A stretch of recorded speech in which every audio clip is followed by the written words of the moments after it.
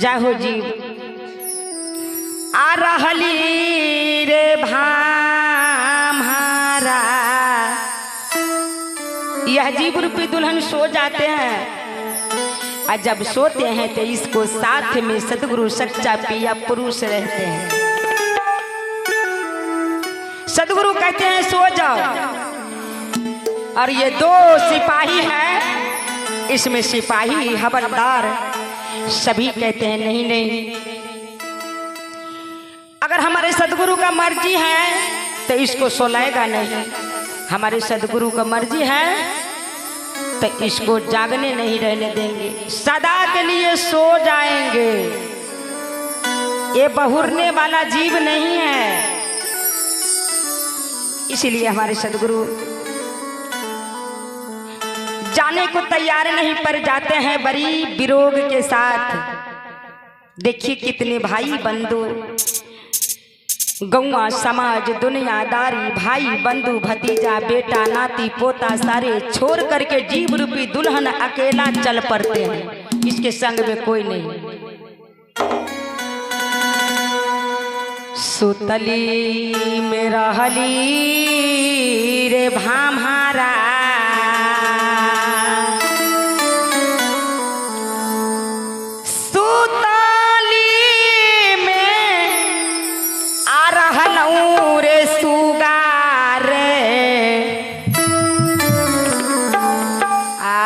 पिया बासंग है से जिया।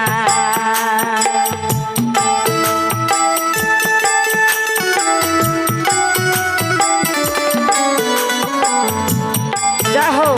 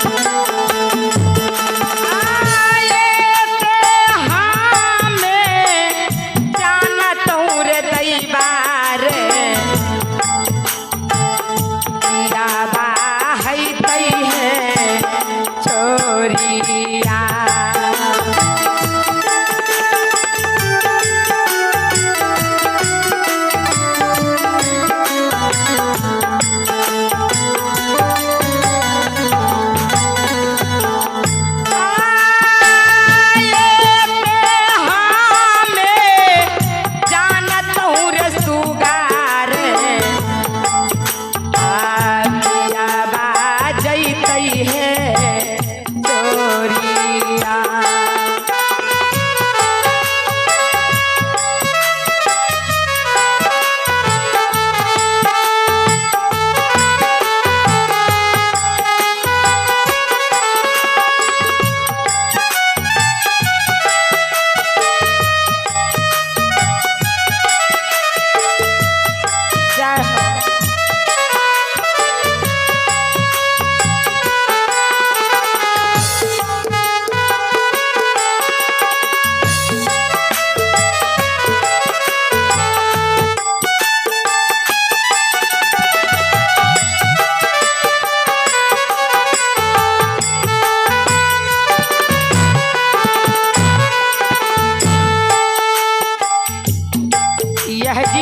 दुल्हन जाने को तैयार नहीं है माता जी, पर जाते ना तो बड़ी वीरों के साथ जाते हैं।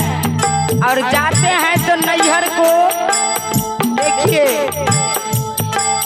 ऐसे पलट पलट के नैहर को राह देखते हैं। जो देखिए इस नैहर रूपी में हमने इतना दिन उम्र को बिताया, आज ये नैहर मेरे भाई बंधु नाती पोता सारे छूट रहा है। आशा बान्हा बान्हा तो आशा बान्हा बान्हा तो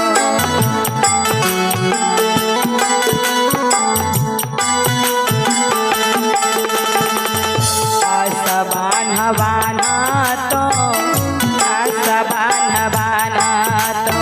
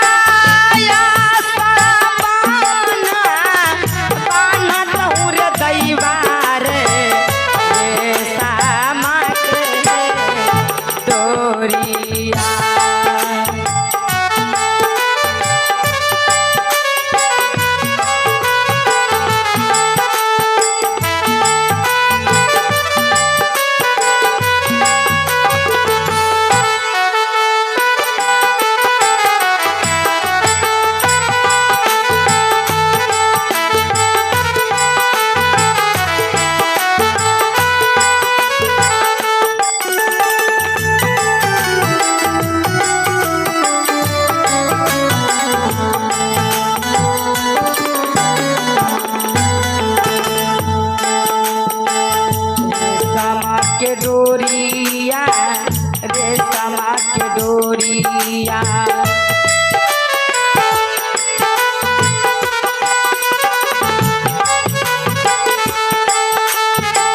रेशमा के डोरिया रेशमा के डोरिया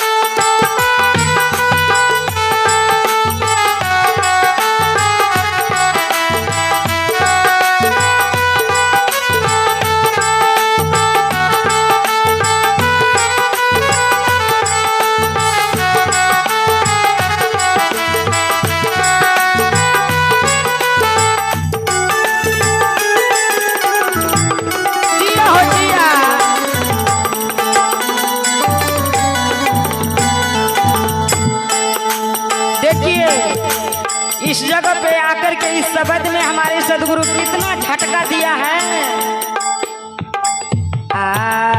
प्रेम के बंधाना प्रेम के बंधाना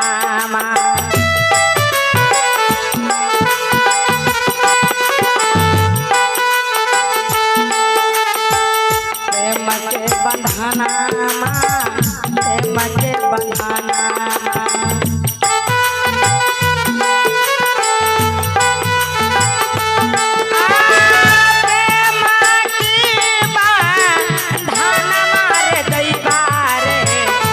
जुगा जुगा है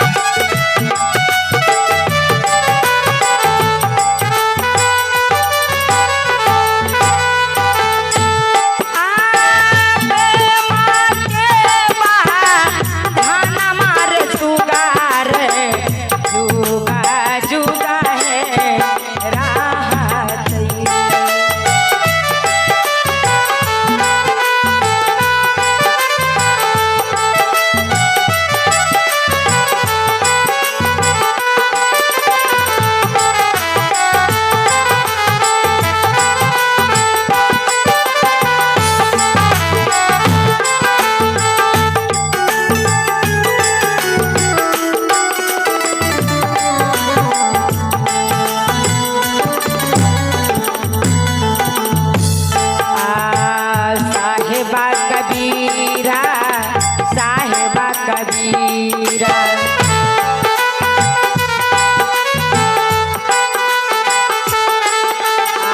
साहेबा कबीरा साहेबा कबीरा।